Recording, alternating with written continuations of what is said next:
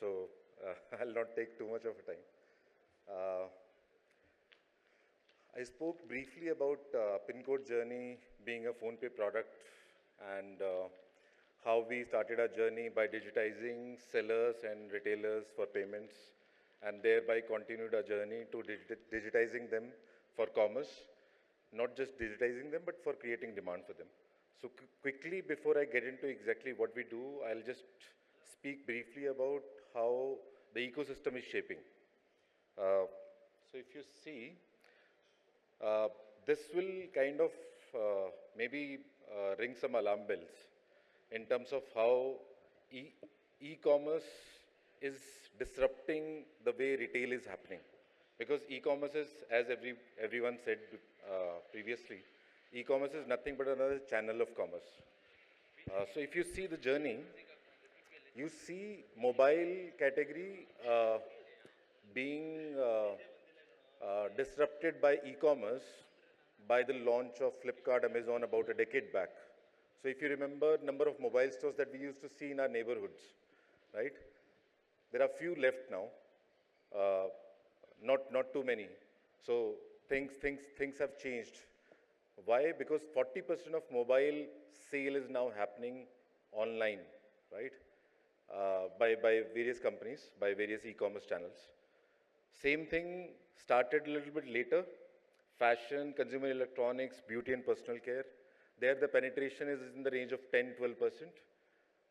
Journey started about 5 years late. It's in the growth stage as we speak. It's growing rapidly in the range of 30 to 40%, right? So there also, things are changing rapidly. Now, latest one is the grocery and pharmacy category. It was not disrupted earlier.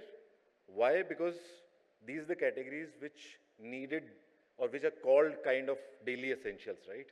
You need it today, you need it for dinner, you need it for breakfast, you need it now, right? And that's what happened with the advent of quick commerce. So quick commerce happened. These are the first two categories that are getting disrupted. So suddenly you see a starting phase of disruption across in these two categories as well.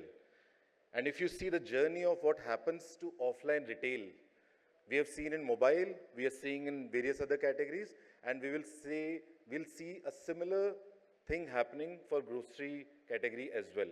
So this is a reality. I think we'll have to just first accept it. And the rapid acceleration with which quick commerce is disrupting even the existing e-commerce, that will change the way how commerce happens in the country, and very fast, right?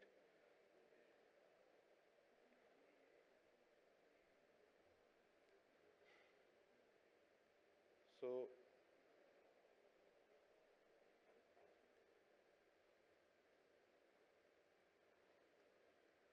okay, quick one. If you see the commerce or retail per se, we have plotted on the dimension of one, selection, another is speed of delivery. So if you see the top one, what we see here is quick commerce. How is it shaping e-commerce industry, right? They are very, very high on speed. You see 10, 15-minute delivery and all that, even less than 10 at times. And you see online commerce, they are very high on selection, very low on speed. Offline retail, which is where customer can walk in, right? There are other dimensions that I'm not capturing here with respect to the ease of buying and all those things.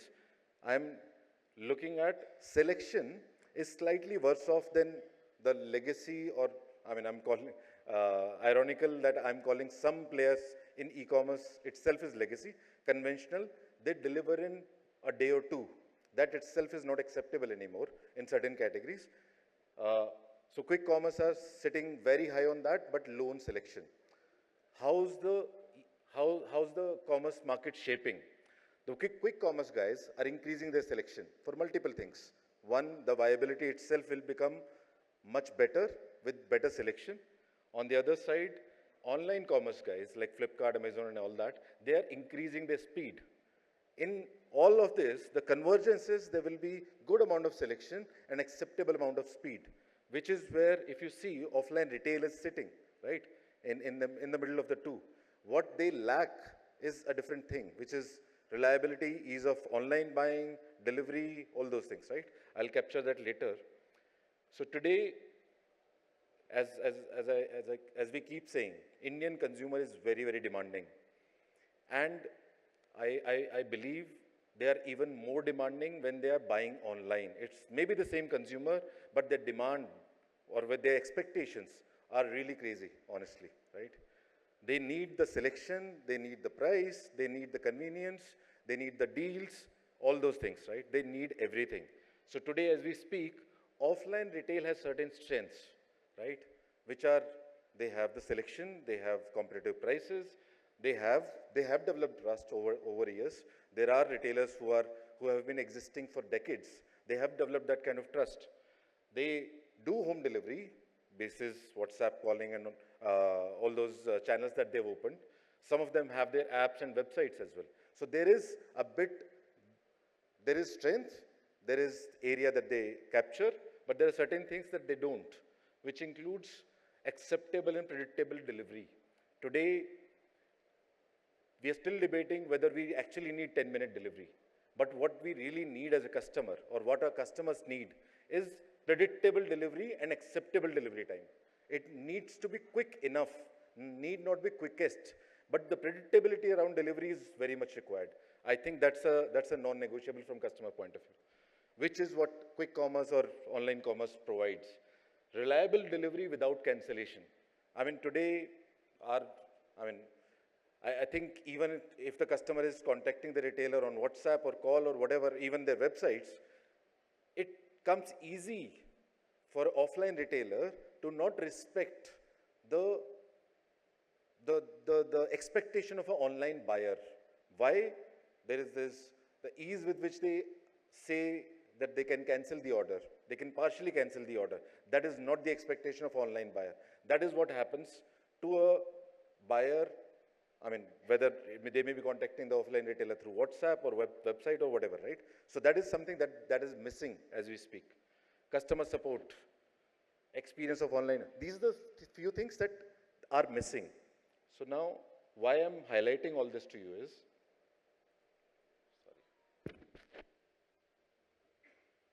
so this is where Pincode comes in.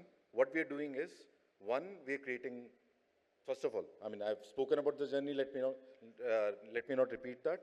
I think what we are capturing here is that we have a Pincode platform for the consumers, and we have the, I would say, the distribution of PhonePe with which we are able to kind of promote the right brand, right offering to the right type of customer. It's not spray and pray.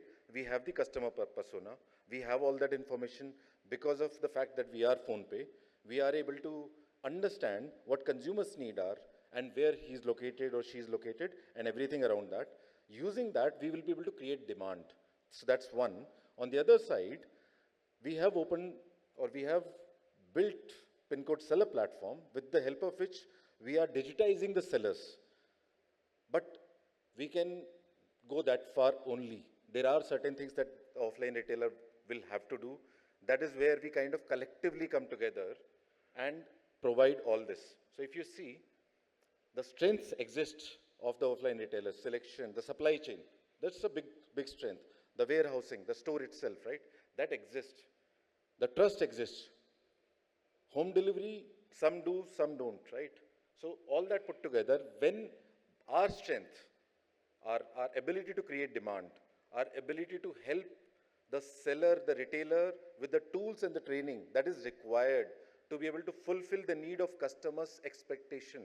And trust me, customers' expectation in online is way different from offline, which is something that I touched upon when we were discussing in the panel in terms of retailers saying that I was showing certain inventory, but it's not available right now. It's not acceptable. There's a cart buying behavior.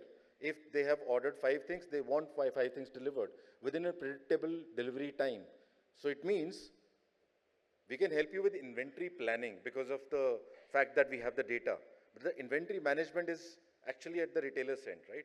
So there are certain things that already exist between Pincode and retailer. There are certain things that offline retailer will have to kind of shape up to meet the expectation of customer.